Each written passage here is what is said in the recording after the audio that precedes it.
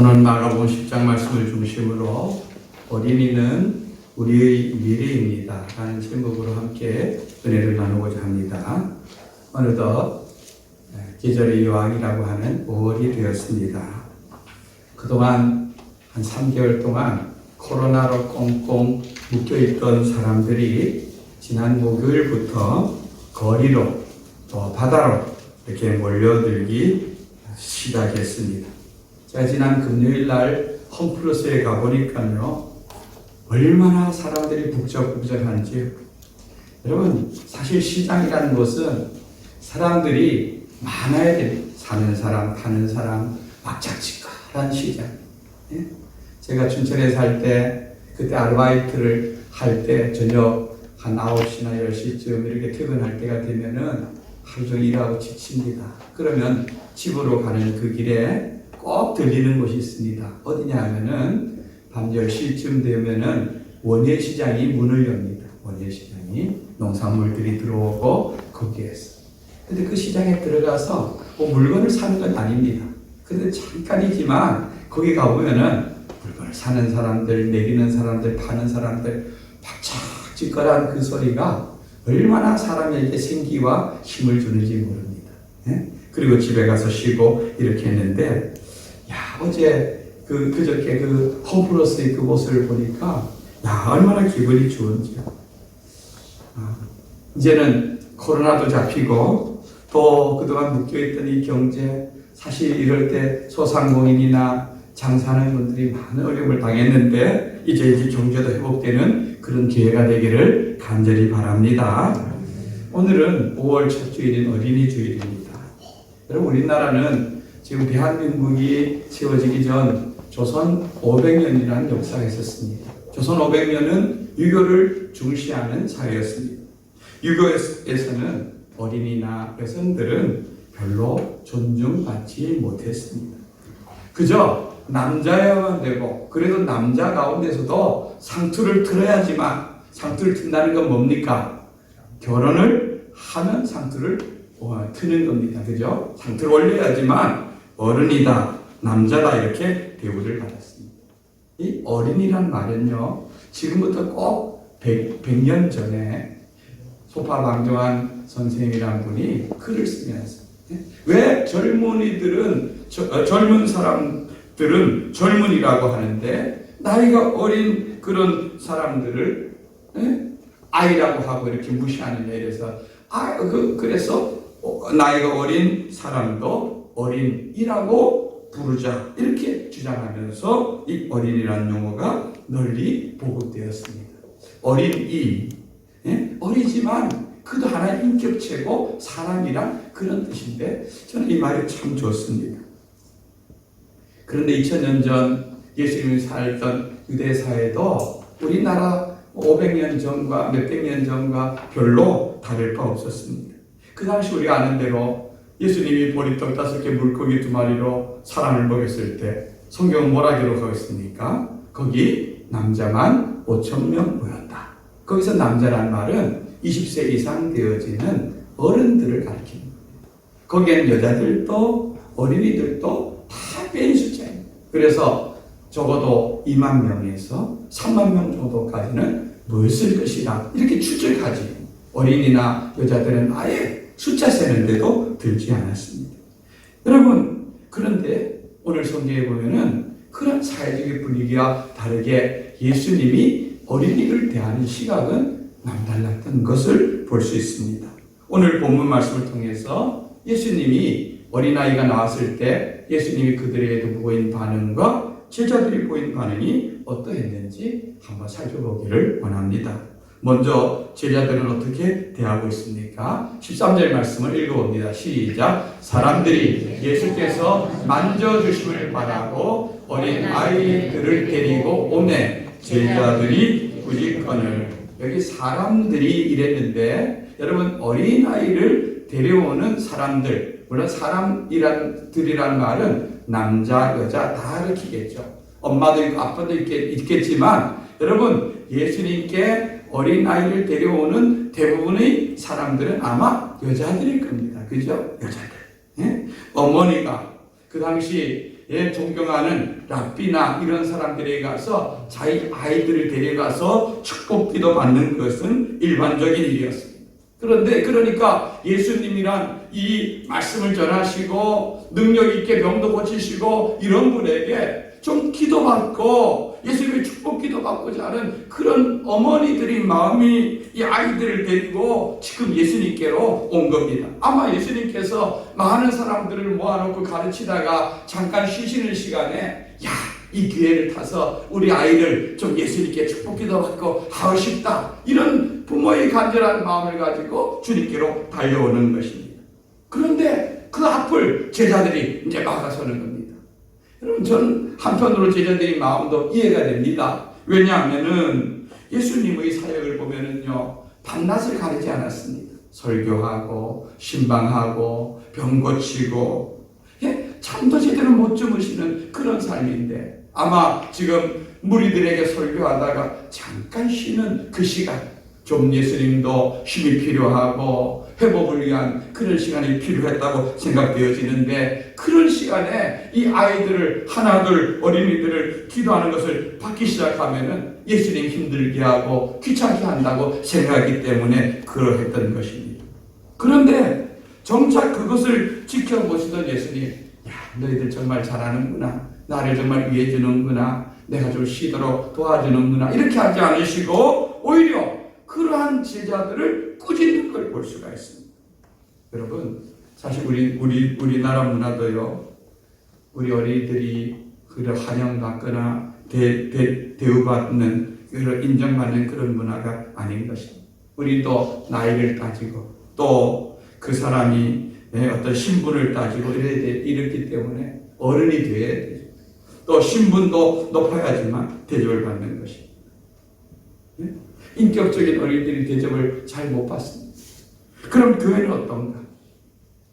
여러분, 한번 우리 교회를 한번 가만히 생각해 보시기 바랍니다. 교회는 과연 그런 어린이들을 소중히 여기고 존중히 여기고 귀하게 생각하느냐? 제가 볼 때 교회도 어른 중심인 것이 굉장히 많습니다. 이게 본당이라고 하죠. 여러분, 이 공간이 주로 누가 사용합니까? 어른들이 사용합니다. 어른. 프로젝트를 달아도, 여러분, 우리는 옛날 텔레비전이 있던 시대, 흑백 텔레비전도 없던 시대에 우린 태어나서 자란 사람들입니다. 이런 것들에 민감하지 않습니다. 사실 우리 어린이들은 칼라 문화에, 다양한 문화에, 미디어가 발달된 문화 속에서 태어났기 때문에 그들이 훨씬 더 민감하고 이런데, 먼저 우리는 좋은 곳 있으면 어디다 답니까? 본당에 답니까? 교육관에 답니까? 본당에 답니다.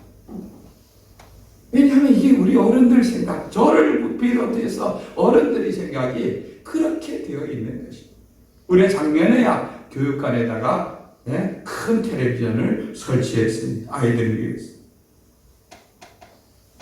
그런데 요즘은요, 교회마다 비상이 걸렸습니다. 왜냐하면은 어린아이들 교회 오기가 너무너무 힘들어졌기 때문에 더 이상 아이들이 교회에 모이지 않습니다. 여러분, 제가 자랄 때 70년대, 80년대 청소년기를 보내고 주일학교를 보냈던 그때는 교회 안에 어린아이가 바글바글했습니다. 제가 고등학교 졸업할 때까지 우리 집에 흑백 텔레비전도 없었습니다. 그러니까 마땅히 보고 놀 거리가 없습니다. 그 봄이면 들에 나가서 찔레순 꺾어 먹고, 아카시아 꽃 피면 그거 따먹고, 옷이 열리면 옷이 따먹고, 그것이 먹거리 전부였어요.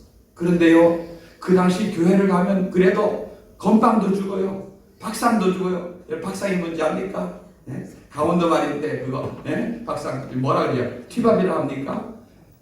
강냉이 튀긴 거 있잖아요. 그것도 주고요. 때로는 더 좋은 것도 있으면 그런 것들이 먹을 수도 있는 그런 기회가 있으니까 교회가 우리들에게 얼마나 달콤한 그런 장소였는지 모르는 것입니다. 그 당시 교회의 모습을 보면은요, 교회 구성원들을 보면 어른들은 한 30-40명쯤 됩니다. 그것도 나이 드신 분들이나 한글도 제대로 못 배운 분들이나 이런 분들입니다. 중고등학생들이 한 5-60명쯤 됩니다.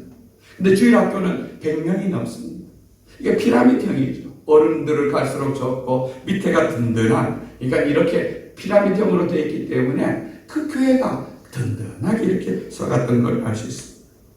그래서 교회는요, 그때는 예배드리어서 하나님을 알아가는 그런 장소였기도 하고, 또 다른 데도 없는 그 탁구대가 교회에 있었습니다. 그래서 늘 학교 갔다 오면은 의뢰인 교회 모여서 기도하고 탁구 치고 그런 놀이터가 되었고, 문학의 밤, 성탄절 이런 걸 통해서 우리들이 재능을 발휘하던 그런 무대가 되기도 했다는 것입니다. 제 대학교 친구 중에 지금 음악 선생하는 그런 분이 있습니다. 이 친구가 고향이 어디냐면 정선, 고항, 두문동이라는 곳입니다. 두문동. 지금은 교회가 없어졌지만 거기에 옛날 탄광이 한창 있고 탈이 나고 그럴 때 사람들이 제법 많고 거기도 교회가 있었습니다. 아버지가 탄광에서 일하셨던 분이었으니 거기에서 그냥 살았죠. 그리고 교회가 있으니 그 교회를 다닌 겁니다. 얼마 전에 저희들이 모임이 있어서 만나서 물어봤습니다. 어떻게 하다가 음악 선생이 됐는가 물어봤습니다. 그런데 자기가 그 교회를 다니다가 고등학교 2학년 때 읍내에 있는 그 교회에서 문학의 밤을 한다고 초청장이 교회로 간 겁니다. 그래서 학생들과 함께 그 문학의 밤이라는 것을 가서 보고 충격을 받은 겁니다. 충격을 받았어요.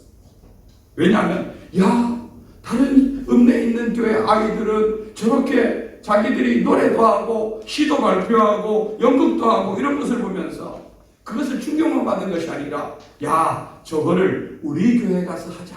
우리 교회 가서 하자. 내년에는 내가 주체가 되어서 우리 교회 학생들만 해도 수십 명 되니까 그 사람들이 함께 모여서 하자. 이렇게 했어요. 그런 마음을 갖고 그리고 그 다음에 성탄절이 돌아왔습니다.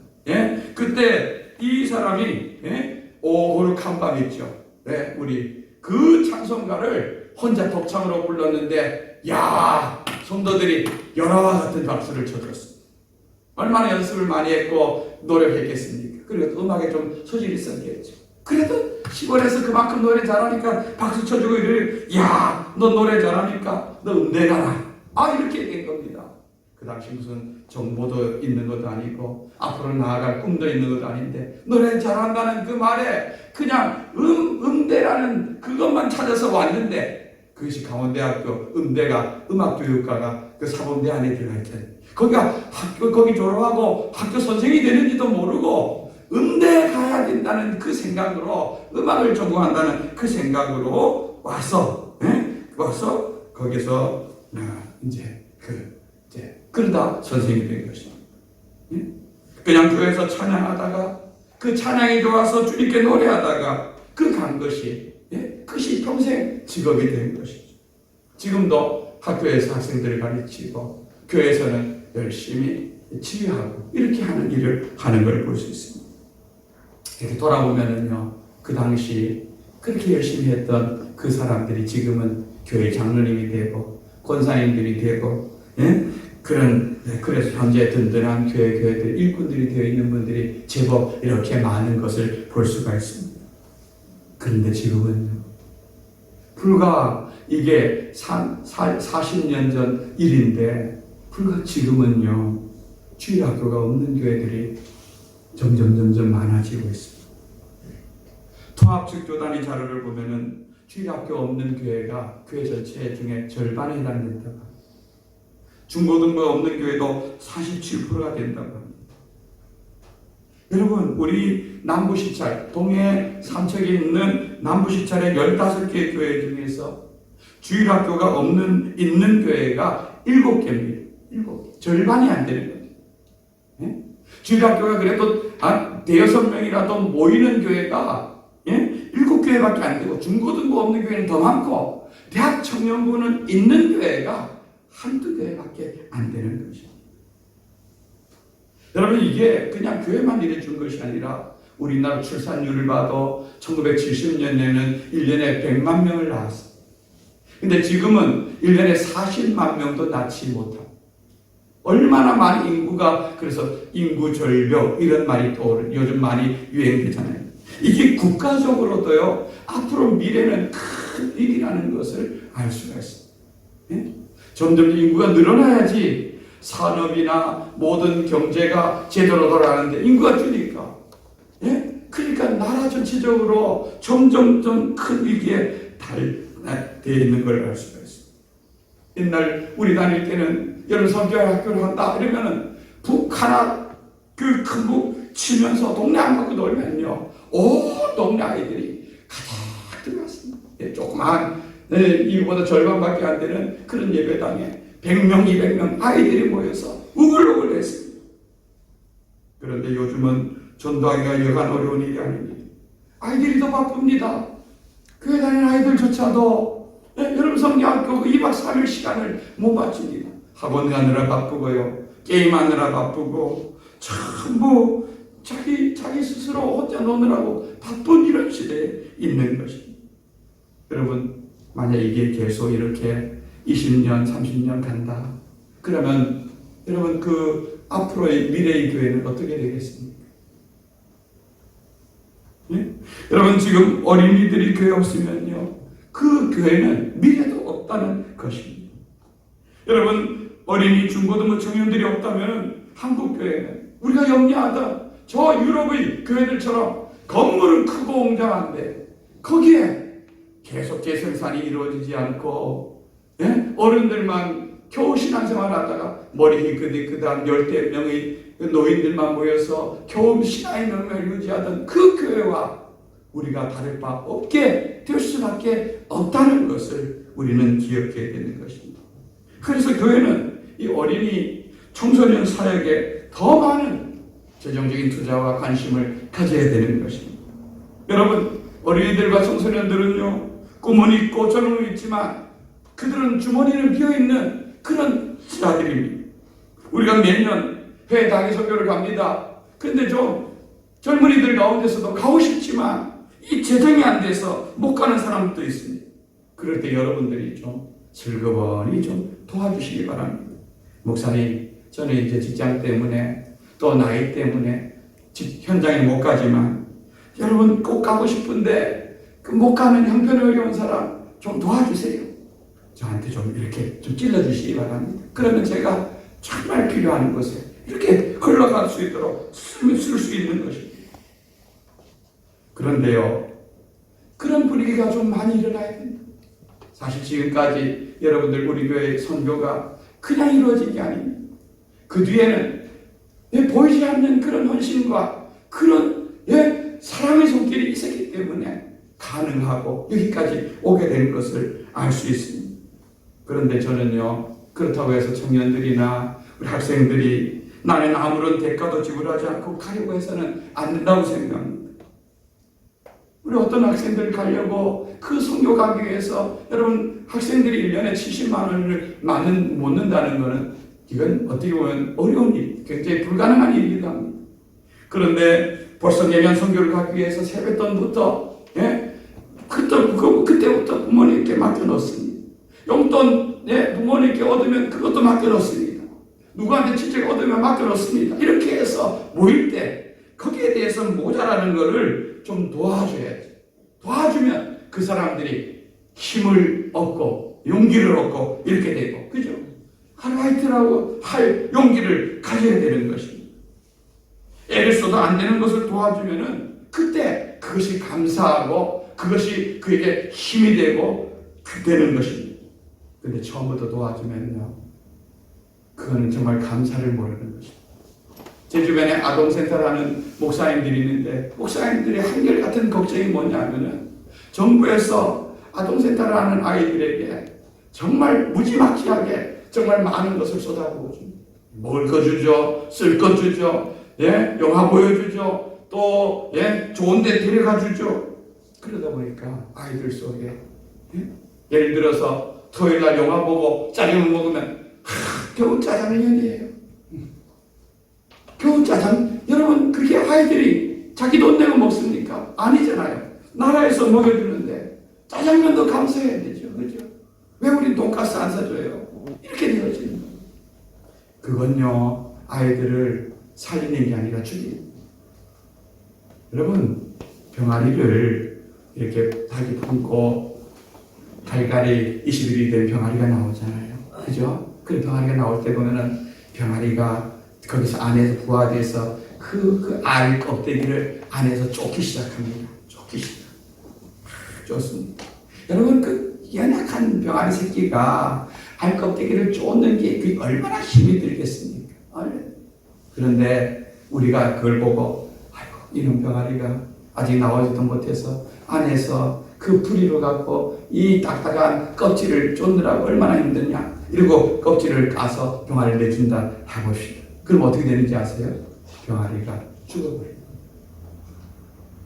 그게 큰 것이 아니라 아이고 나를 살려주어서 고생을 면하게 해줘서 고맙습니다 이게 아니라 죽어버려요. 왜냐하면은 병아리가 자기 그 여린 부리로 갖고 그 알껍데기를 쪼으면서 부리가 단단해지고 그리고 목에 힘이 생기고 이렇게 하면서 그가 그 알껍데기를 깨고 나와서 세상이라는 곳에 나와서 살 수 있는 그런 힘이 그 속에서 길러지는 걸 볼 수가 있는 것이죠. 그와 마찬가지로 우리 아이들도 그런 가운데서 자랐어요. 예? 그렇게 할 때 그런 선교 현장을 경험하면서 그들이 어떤 마음을 갖겠습니까? 야, 나도 나중에 선교사가 돼야 되겠다.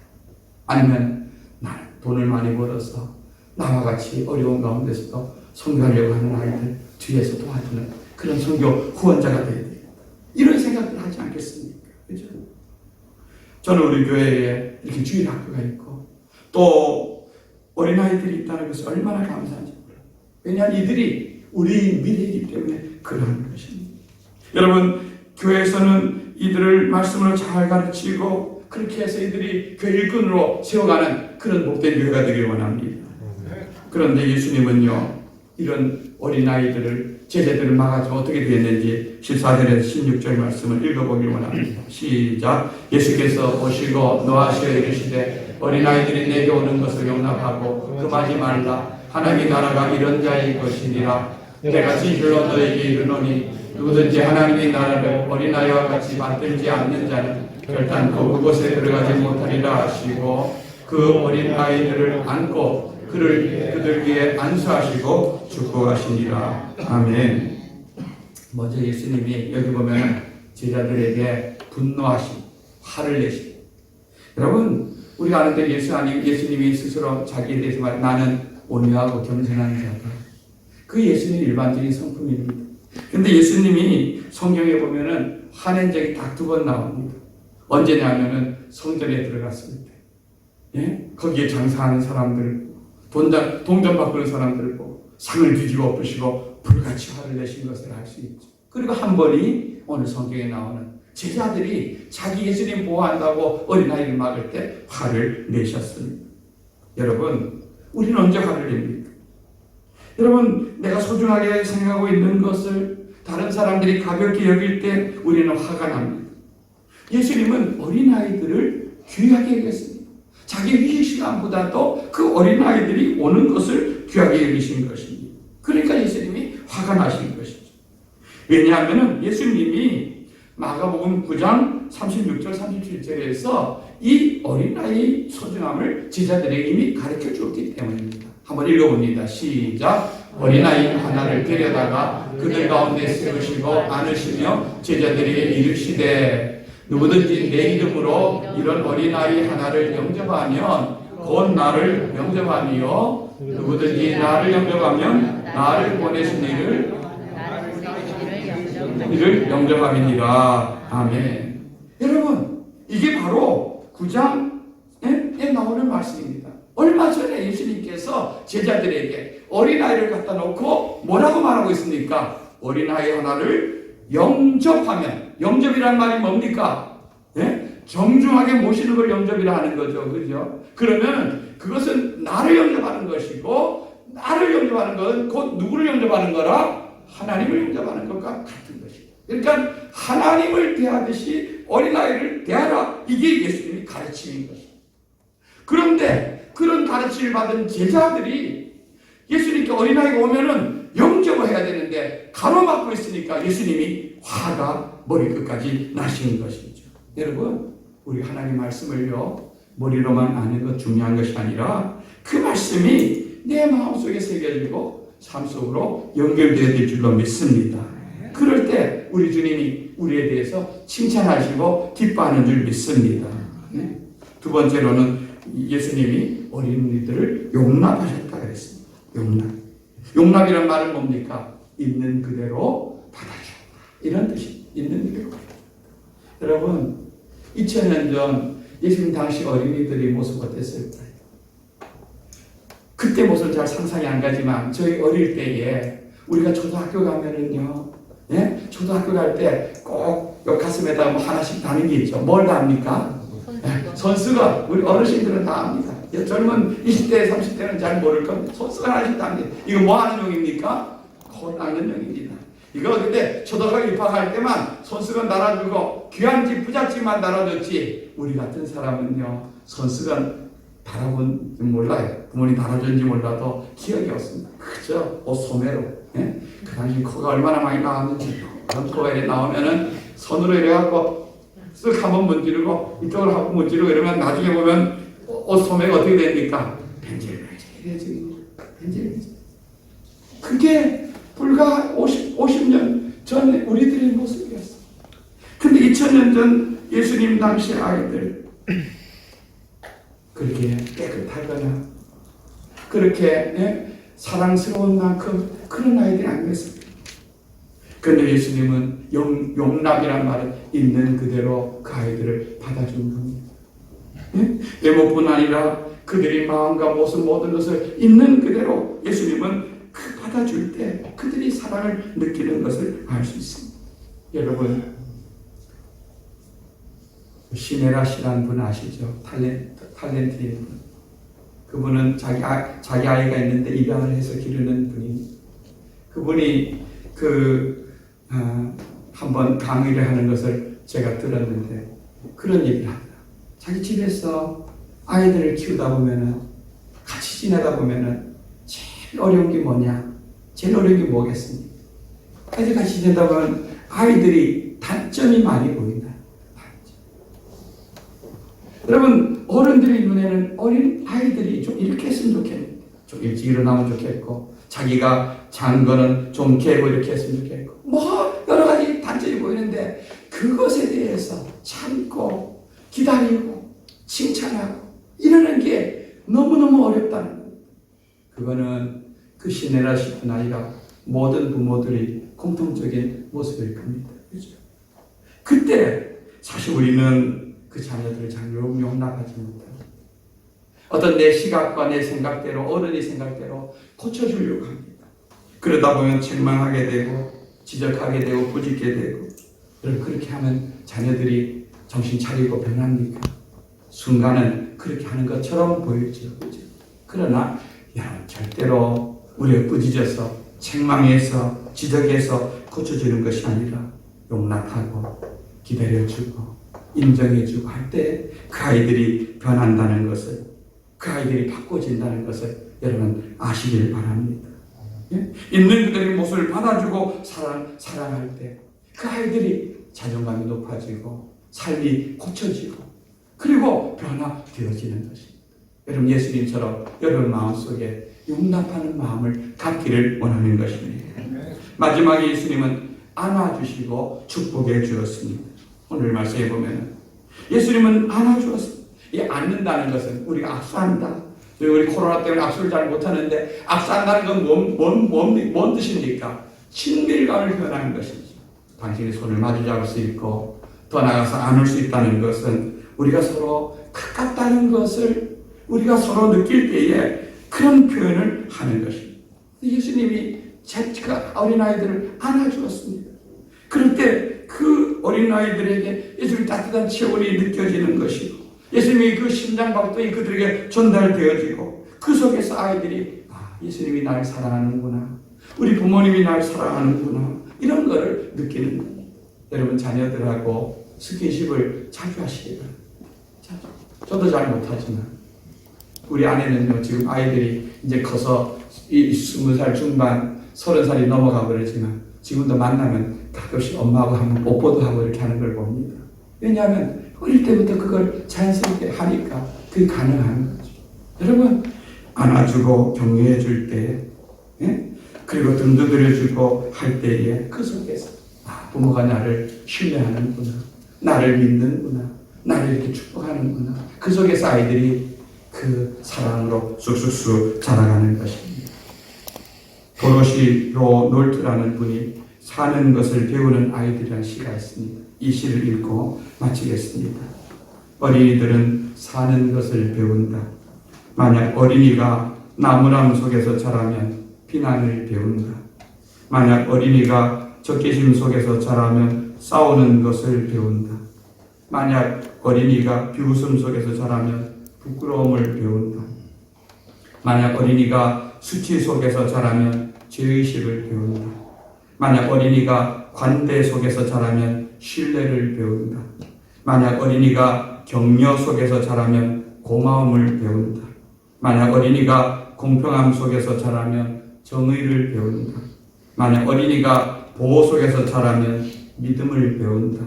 만약 어린이가 인정 속에서 자라면 자기를 좋아하는 것을 배운다. 만약 어린이가 받아들임과 우정 속에서 자라면 세상에서 사랑을 배운다. 말씀을 믿습니다. 여러분, 예수님께서 어린이를 안아주시는 것처럼 우리 자녀들, 우리 주일학교 어린이들, 우리 청년들 여러분 열심히 안아주시길 바랍니다. 여러분, 우리 주일학교에 부모님 교회 다니지 않는데 나오는 어린이들이 있습니다. 그런 아이들 보면 여러분들이 부모님이 되어주시고 여러분들이 할머니 할아버지가 되어주셔서 안아주시고 격려해 주시고 이뻐해 주시기 바랍니다. 그러면 그들이 교회에서 뭘 느끼겠습니까?